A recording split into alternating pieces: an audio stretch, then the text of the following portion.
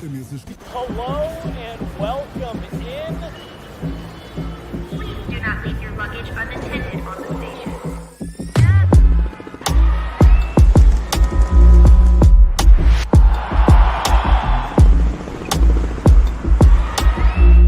Welcome to the show.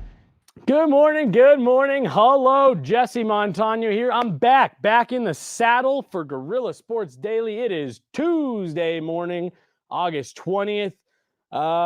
Nice day out, scorching hot day yesterday, but you know what that means, freezing cold in the studio. So I got the hoodie on today. A lot to get into. It was an exciting evening last night and morning today. A lot of hockey news, a lot of NHL news. JJ Jerez is in the building. We'll be going live here soon to talk all things Abs, NHL. That'll be a little bit later today. We got a fun show for you guys this morning.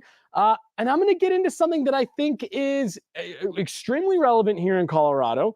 And something that I've seen a lot of dialogue surrounding really for the last couple of months. And what I'm talking about is streaming and how that's impacting live sports and fans' ability to watch live sports, where those games, seasons, rights are now being held. We're going to get into all of that because I think there's a much larger conversation that needs to be had here surrounding the cost of sports, why stuff like Sunday Ticket is suddenly so much more expensive, and just the shifting landscape that we're seeing in the sports broadcast market, both in terms of cost, availability, how products are being delivered, and how really this is the industry's answer to what the market demanded. We're going to talk about that. But like I said, there's actually the NHL dominated the news cycle last night and this morning. Some hires, EA Sports making some announcements. By the way, this isn't on the rundown for today, but just seeing a lot of feedback on the new Madden 25 game. Not great. A lot of people saying that they should have just stopped at NCAA 25, that it's much better. We're not going to get into that, but we are going to talk a little bit about the EA Sports NHL news. But we're going to kick things off here. Patrik Laine on his way from Columbus to the Montreal Canadiens. Patrik Laine left the Columbus Blue Jackets in the middle of last season to seek help from the NHL's Player Assistance Program after having struggled for the last number of years. Now, Patrik Laine, former second overall pick, very highly touted prospect coming into the NHL, scored 40 goals in his rookie season, has scored 50 goals before in the NHL, was once looked at as one of the league's premier elite shooters and goal scorers, is now struggling to find a place to call home long term. We'll see if this move to the Canadiens helps him. From the Montreal Canadiens standpoint, it makes a lot of sense. This is a young team that's still rebuilding. To add a player of Patrik Laine's caliber, or at least the ceiling of his caliber, I think makes sense. The Blue Jackets are able to get something for Laine and move on.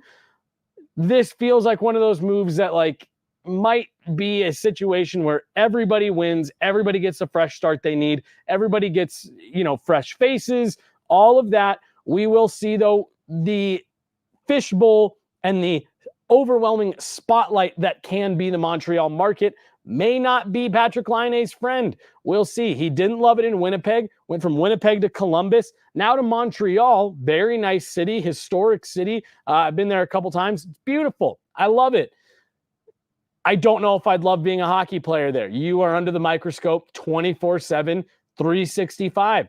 If you're a player like Laine who's brought in to score and contribute, if you aren't scoring and contributing every single night, you bet there's going to be a headline about it. So you hope for Patrik Laine's sake that, similar to what we've heard the Avs talk about with Val Nichushkin, just wanted him to find some peace. You hope Patrik Laine's time with the Player Assistance Program has helped him find some peace, and now this move to the Canadiens can help him get his career back on track and turn him back into the goal scorer that we all saw that he was, and we know he can be. Again, we'll be talking more about this and what impacts it has on the rest of the league here coming up at noon with JJ Jerez. But sticking with the NHL, The Hughes brothers, that's right. All three, Quinn, Jack, and Luke, are right now. It's been leaked. It's been rumored. These three will be on the cover of NHL 25. Of course, Cale Makar was on the cover last year.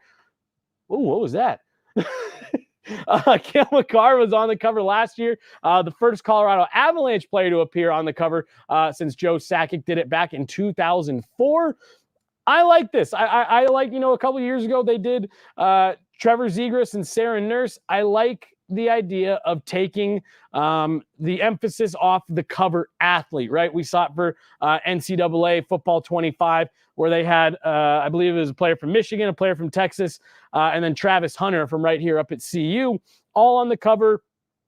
I like this. There was always so much talk, controversy, people complaining. And then there was also, of course, the whole EA Sports curse rumor. I think doing stuff like this, it kind of takes the emphasis off, because people always took whoever was on the cover as, oh, that's who's perceived as the best player right now.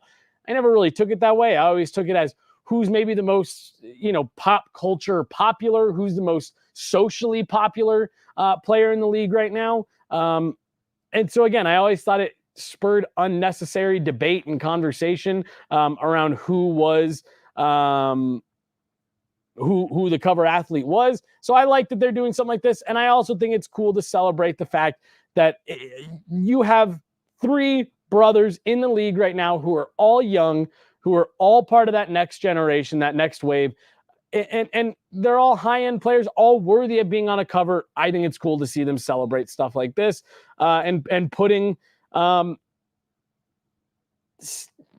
something that's an anomaly. I don't remember. I mean, you had the Stahl brothers in the NHL, you had the Kelsey brothers in the NFL, that were two high-end players. This is kind of a similar situation. I like to see it being celebrated. That has not been officially announced. The cover trailer was leaked online, and that's how people have kind of found out. So this isn't official, but it looks like EA Sports will be going with the Hughes brothers for the cover of NHL 2025. Sticking with hockey, sticking with the NHL, Amanda Kessel, whose brother is Stanley Cup champion and champion hot dog eater Phil Kessel, has announced she will not be returning to the PWHL this season. She had talked about wanting to move to a different team. She was not wanting to play for PWHL Toronto anymore, making it known actually that she wanted to play in Boston. Due to the PWHL's current bylaws and transaction restrictions, keeping players from moving teams right now while the league is still in such a young phase.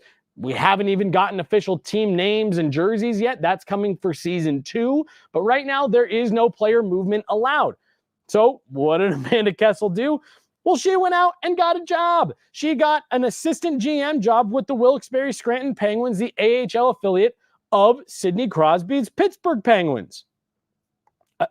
I love it. We are seeing a huge influx and rush from teams to get some of these high-end, forward-thinking females into their organization. And Amanda Kessel, who has been a staple in the hockey community for a long time, multiple-time medalist at the Olympics, a gold medalist at the Olympics, and again, PWHL inaugural season player, decides to step away from all of that and to start looking into her career after she's done on the ice. She joins the Wilkes-Barre Scranton Penguins as the assistant GM to Jason Spezza, who was a special assistant to Kyle Dubas, who was the Pittsburgh Penguins GM last year. Of course, Jason Spezza, longtime NHL great, never won a Stanley Cup, very highly regarded as one of the best in the league during his prime. He takes over as the AHL GM, working closely with Amanda Kessel. And then the one thing of note here, I'm not going to act like I did a ton of research on it, but I am going to before our noon show. The Wilkes-Barre Scranton Penguins also hired Jonathan Ehrlichman. and I'm sorry, it wasn't Wilkes-Barre, it was Pittsburgh, the NHL club, hired Jonathan Ehrlichman away from the MLB's Tampa Bay Rays to head up their research and development and analytics department. This is not the first time we've seen an NHL club make a hire away from the MLB, a league that has very much embraced analytics and new ways of thinking, but just thought that was interesting. In their flurry of hires yesterday, the Pittsburgh Penguins hired away Jonathan Ehrlichman away from the Tampa Bay Rays of Major League Baseball to head up their research and develop and analytics department. Just something interesting, probably not something we're going to keep a super close eye on going into the season. But again, this is not the first time we've seen it happen. And NHL teams, especially ones led by Kyle Dubas, continue to embrace analytics to the highest extent that they can. And here's just another example. So if you watched the show yesterday, you know that Jay kind of did things where he ran through a few big stories and then he went to some smaller bite news stories. I'm kind of going to do the opposite here, as there was a story that I really felt deserved a little bit more digging and a little bit more storytelling. And it's something that I think folks here in Denver have had a little bit of a direct tie to for the last number of years. As by the way, one of the things, I don't know if you caught this. I paused for a second because there's some breaking news coming in here. The Philadelphia Flyers have placed forward Ryan Johansson on unconditional waivers today for the purpose of terminating his contract due to a material breach. That's right. So we'll be looking more into this at the noon show, as JJ just slid into my view there as I was reading that off. But Ryan Johansson being terminated, having that contract terminated by the Philadelphia Flyers. He's going on unconditional waivers today. So we'll do a little bit more digging into that, as the former the Av from last year who was traded at the deadline, looks like he will not be returning to the NHL this season after complaining of an injury after being moved. More on that at noon. Let's talk about, let's get into it. Like I said, I think this is a topic that has some ties to what we're dealing with here in Denver. But I also do think it's part of a larger conversation, because it's what people have always asked for, and now we don't really want it. Sunday Ticket has finally been relinquished of its grip from DirecTV these last couple of years, and it is now being made available through YouTube directly, or if you have a YouTube TV subscription. They also made an app just for Sunday Ticket available that you can download the app, and when you go in there, the interface is set up for you to find as many games as possible.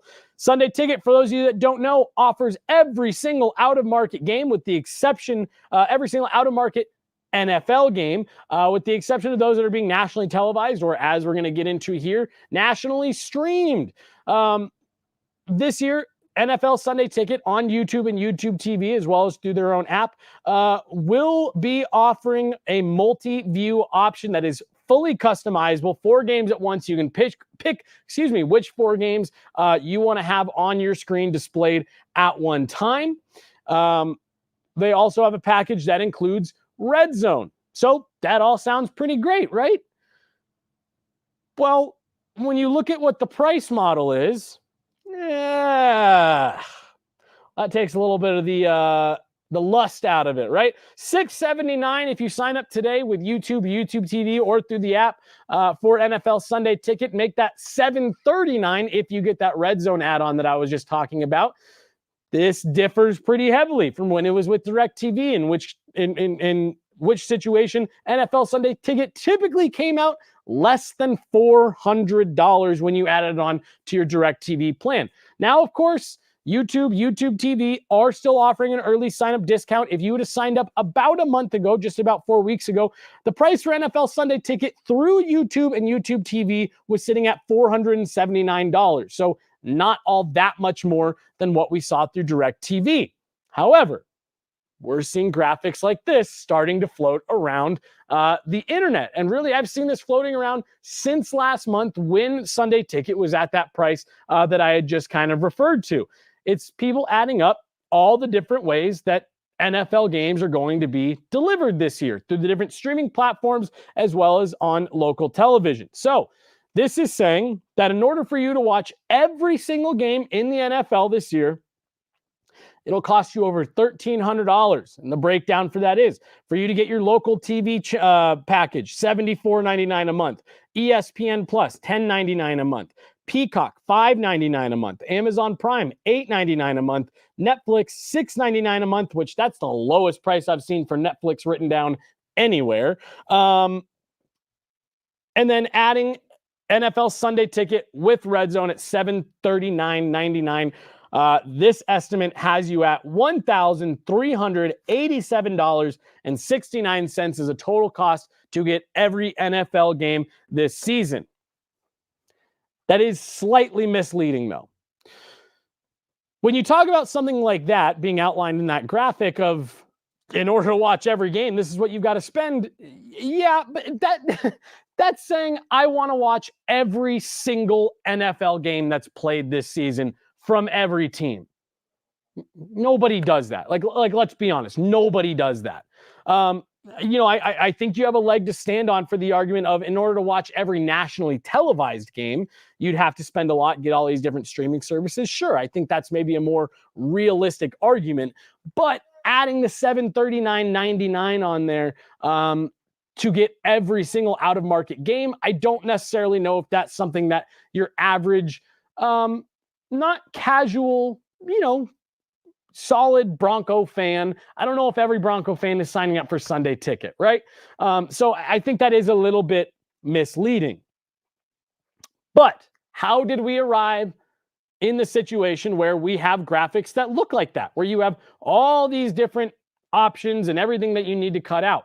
How did we arrive at this? Truthfully, it was the cord cutters. The cord cutters got exactly what they wanted for years. For years.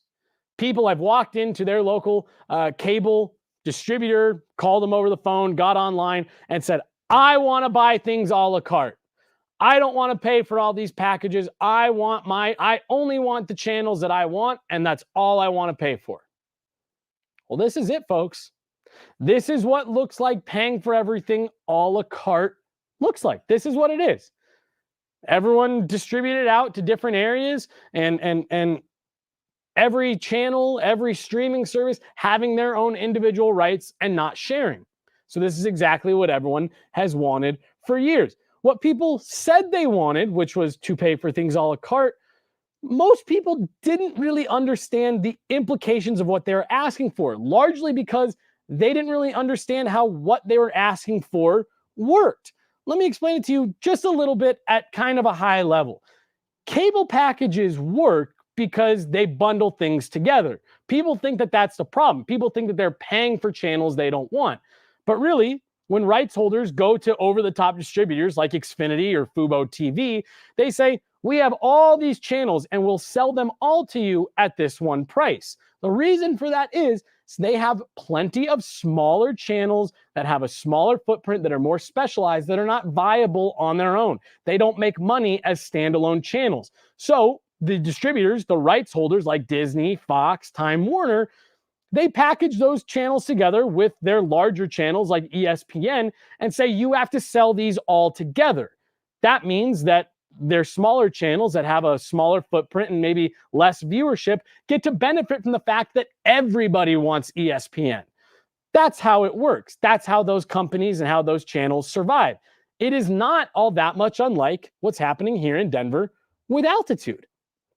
Altitude Sports has been a channel that has survived on the cable model.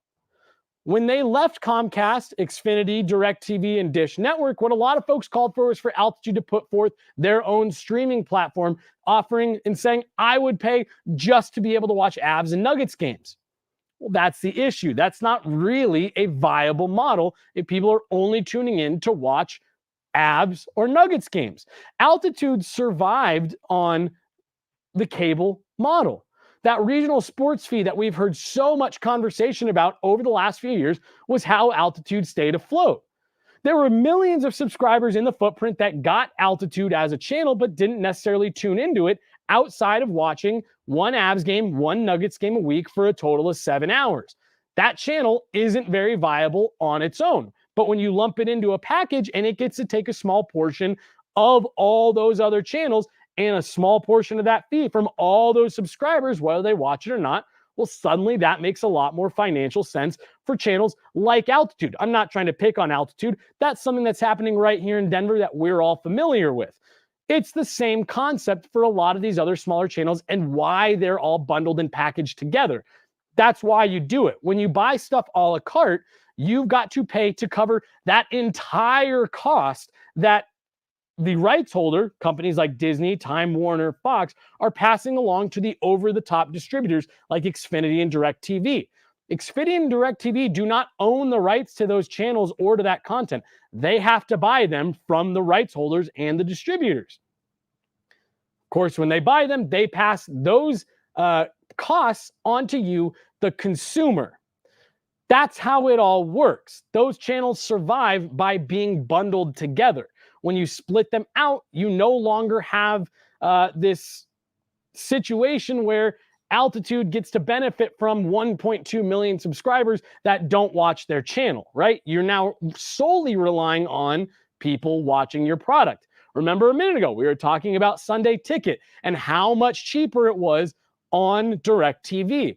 Well, that's because you had to have DirecTV in order to add Sunday Ticket. So yes, the cost of Sunday Ticket was less than $400, but that was in addition to your DirecTV bill that you were paying every month, which probably looked pretty similar to the cost total of when we added up all of those streaming services, if not maybe a little bit more. So when you're removing all of that from DirecTV and suddenly Sunday Ticket needs to stand on its own, yeah, I can understand why YouTube and YouTube TV would need to charge a little bit more for that. Suddenly, they're not getting the benefit of all these other DirecTV subscribers. No, they only get to benefit from the folks that are directly subscribed to NFL Sunday Ticket.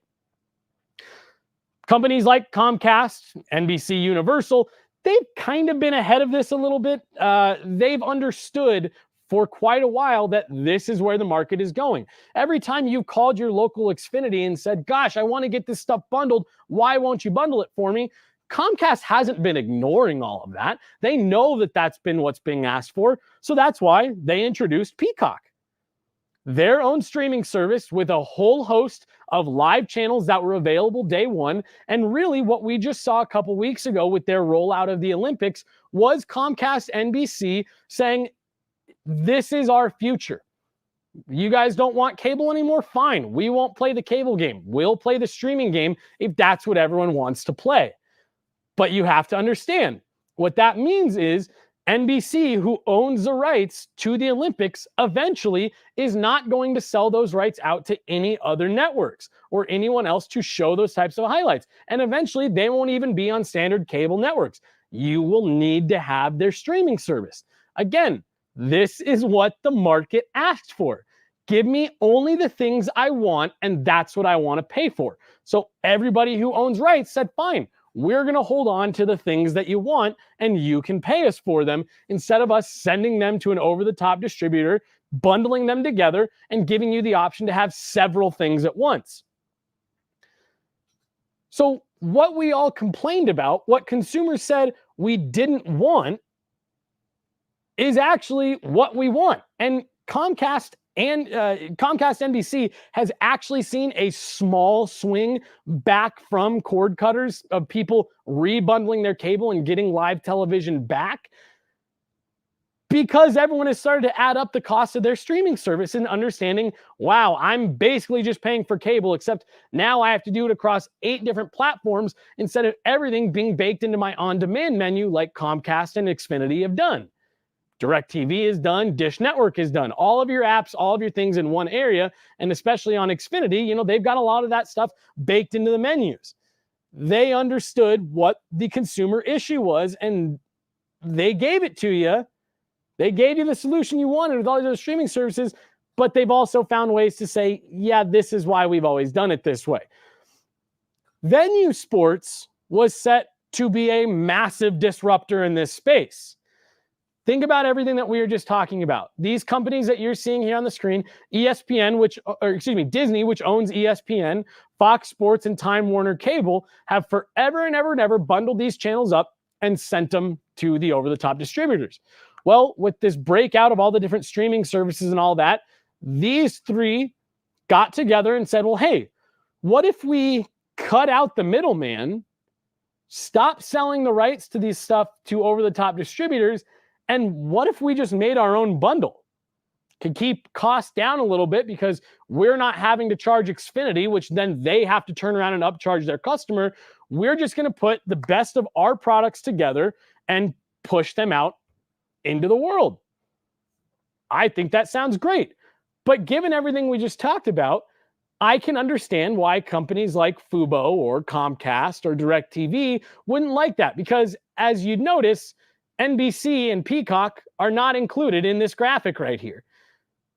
These three companies understand Comcast has the large footprint with Xfinity and now an ever-growing footprint with Peacock, and they said, yeah, they don't really benefit from this. Let's cut the middleman out and just provide our own service. So again, I get why those types of distributors would be upset, especially Fubo, who launched the suit against Venue to keep this from going to launch this fall. Again, when these distributors and these rights holders have usually negotiated with companies like Fubo and Comcast, they will only offer them larger packages, despite what Fubo claims is that there's been several requests for smaller sports-only bundles, and those requests have been denied for years and years and years. What Fubo is alleging is that, well, hey, if you guys are going to offer this directly, we have to be offered this as well. I disagree. I don't get why Venue is being stopped here. What was Fubo not originally setting out to disrupt the marketplace? When Comcast NBC launched Peacock, was that not meant to disrupt the streaming marketplace and be one of the first hubs for live streaming content, live news, live sports? Because those are the two things that are keeping traditional cable models alive: live news, live sports. That's one of the only reasons people continue to sign up for traditional cable. So when Comcast launched Peacock, that was meant to be an industry disruptor.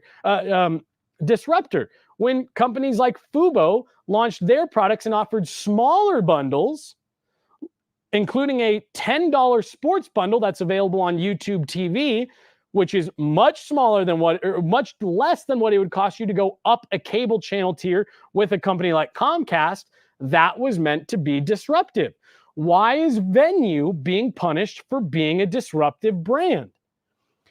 If they want to come in and offer, Venue's package was set to offer ABC, ESPN, including an ESPN Plus subscription, ESPN2, ESPNU, ESPN News, Fox, FS1, FS2, the ACC network, the SEC network, the Big Ten network, TNT, TBS, and True TV. That's a ton of live sports and even a small amount of live news and just live cable, all for a reasonable price of $42.99. I don't see the issue with this package. This is what live streaming is. Rights holders are holding on to their rights. Disney is saying, why should we go sell this to someone else just to watch them mark it up to the consumer? We can take it directly to the consumer, not have to deal with the markup in the middle, and provide the public with what they've been begging for, is a small package of just live sports with a little bit of live news mixed in. This is what the streaming, bundling, and cable industry looks like going forward. It just is. It's what we've talked about for years. If you go streaming only, the cost is going to go up, but you're going to get to pick and choose what you want. This is how it goes, folks. If we want streaming and we want to do away with cable and the traditional, model of Xfinity and DirecTV and Dish Network, this is what it is. I'm all in favor for it. I don't need every single streaming platform. I don't. I pick and choose the stuff that I want and that I think I benefit from. And if something new comes out, I try a free trial. If it's something that I think is good, I take it. If I don't, I let the free trial expire. It's truly a la carte. If we're going to spend decades and decades and decades yelling at cable companies saying, you need to sell us these channels individually, we can't then turn around and complain when those channels are more expensive. They aren't lying to you when they say bundling the channels together is cheaper. It just doesn't feel cheaper because you've never seen the way that it all breaks out. It's cheaper when you keep all of these channels together than when you try to sell them individually, because then you, the consumer, have to cover the total cost of that channel individually instead of it being able to be split with millions of people who want a variety of those channels. This is what it is. And I think we need to stop fighting stuff. And I know you guys listening aren't the ones fighting Venue. You're probably as upset as I am that companies like Fubo are stopping Venue because it's the old model trying to stop us from moving forward. Fubo set to disrupt an industry and is now trying to stop it from moving forward. I get where Fubo's coming from. They want to have an option. They want to have the option to offer packages like this. However, this is the reality of this market. When you own the rights to those products, you own the rights to those broadcasts, you can do what you want with them. And when the market says, please just deliver that straight to us, don't make me buy a large cable package with 200 channels I don't want, it's going to come out a little bit more expensive, but you're only going to get exactly what you want. I'm all in favor of this. I hope Fubo gets out of it what they want to get out of it, and I hope we can move forward with Venue Sports, and it'll lead to more products like this. I think Peacock is a product that is going to probably own a lot of the market space in the future, given their ability to infuse live into their streaming catalog in a way that's better than really what a lot of other platforms are doing. And I think companies and ideas like Venue Sports are where we're going with all of this. So just jump on board. Jump on board with, hey, I'm going to shop for just what I want. And if you find yourself in a situation during football season where what you want is everything, just know that it's going to cost you a little bit to get everything. But also know you're not going to get 300 channels that you'll never watch to come with it. I knew that one was going to go a little bit long, but I felt like it was important because it's something that affects us here in Denver, and we're starting to see the effects nationally. And keep in mind, what's happening with altitude and here in Denver was really kind of the first domino to fall on this whole change in this industry. It was one of the first real big national news stories that was going to fall into all of this. That's why the altitude conversation is so difficult. There's a lot of minutia to it, and there's a lot of different things that make it up on both sides. I'm not saying that it's clear cut one way or the other, but I'm saying altitude is channels like altitude, RSNs, right? Regional sports networks benefited from that old model. And as it's changed, that's why you're seeing so much change in terms of cost and in the terms of where things are available. It's all part of this interesting change that we are going through in the sports broadcasting landscape. And like I said, I hope Venue Sports gets the green light and is able to push through soon. I think that's the future of, I'm not necessarily saying Venue Sports, but that model is the future for how we're going to do all of this. And I think it's exciting. I think it's all going to get worked out. And I think it's going to be really good. I think it's going to be ultimately what's best for the consumer. So thank you guys so much for spending your Tuesday morning with us here. Like I said, we got another show coming up this afternoon at noon. So about an hour and a half from now, myself, JJ Jerez, will be talking all things Avs and NHL, including some of those topics that we touched on at the top of the show today. Yaroon back there running the board. Jay on the board today. As always, make sure you guys can see and hear everything. For Jay, I'm Jesse Montano. Thanks so much for tuning in, guys. It's Guerilla Sports Daily. We'll talk to you tomorrow.